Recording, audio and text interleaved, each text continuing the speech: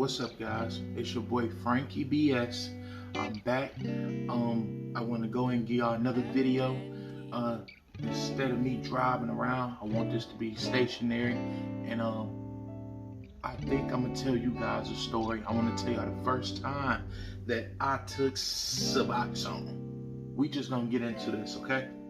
So, before I tell you the first time I took Suboxone, around the time that I first took Suboxone, well, the first time I ever heard of Suboxone, it was from a guy.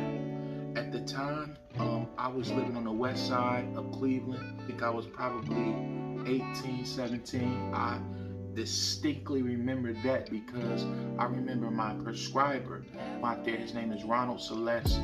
I think he was gay, he was homosexual, or he just had feminine energy.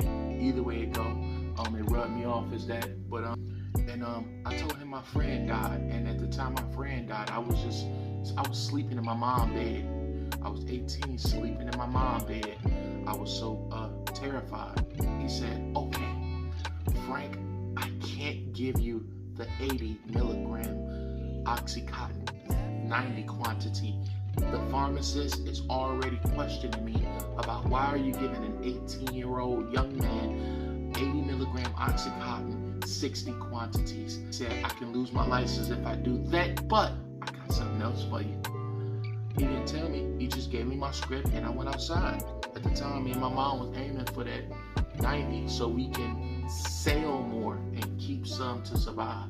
Y'all know exactly what I'm talking about. You know, people out there who dealt with this stuff. But so down the line, I ended up getting sick. Me and my mom, we ran out, and bill was $30. I think we were selling ours for like $20, and to a lady who flipped them for $40. We didn't have her come in. So if we ran out, she'll be like, "Okay, I can give you one, but you gonna owe me two when you get yours." That's how that game worked. The first time I heard of that was from a gentleman named Frank. He had my same name, but he said, "Hey, Vid, hey man, I'm tired of taking these pills, Vid. You ever heard of Suboxone? I got a couple of them if you want them." My mother said this, "Oh man, I don't want that, Frank, man. I'm gonna be taking oxys and Percocet for life." My mother was arrogant like that at the time, and I wanted to tell that man so bad. I want to try me, but I didn't. I was too young at the time. At least my mother dealt with the business of things. I had to trust what mama said. Even if I was interested in hurting inside, couldn't go outside, using the restroom where it's no more fecal matter coming out. It's literally water mixed with droplets of fecal matter. I'm sorry to mix that up and tell y'all, but you literally went from God, Superman, God, to the total opposite, just dead. But I didn't take none at that time, but I was curious. I lived in a shelter. Everybody around the city know it as 2100, the man's shelter. I stayed there for about a year. I knew a couple of people, but it was some people I didn't know. So everybody knew me as the local pharmacist. If you was in the shelter and you had some pills, you didn't know what they was, you come to me and I'll tell you. I'll tell you what they're worth, if they're worth anything, or if they just best for you to take them. I literally was having pill wars with guys. We was playing with tramadol. This guy named was Wayne. It was one late night, he had some tramadol, I had tramadol, 75 milligram, he had 75. And we popped them at the same time, handful of them. He took 10, I took 10. An hour later, he took 5, I took 5. An hour later, I can't lie and say I remember what we took. All I remember was this: Wayne had a seizure. I had to pick this man up. I'm sorry, I gotta do it. Go get the guy in the back medicine. He was spazzing out, bro. He was gone. And he like, "Don't tell the security." It was crazy, bro. 2, 3 in the morning, we waking up people in their bunks. We can get this guy medicine. He seized out. I had a friend named L.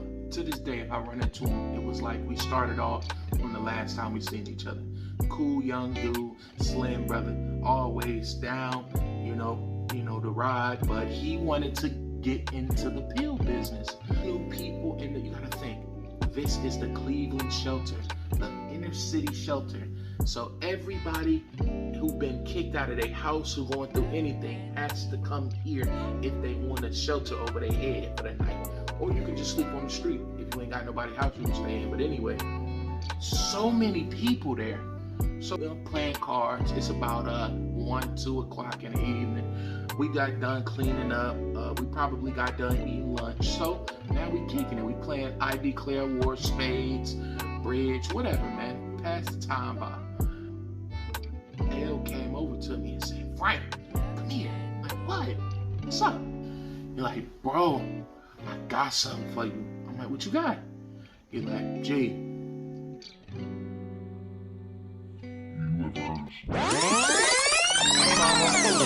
it's your second son, still the same, ain't changed, mama. Made some change.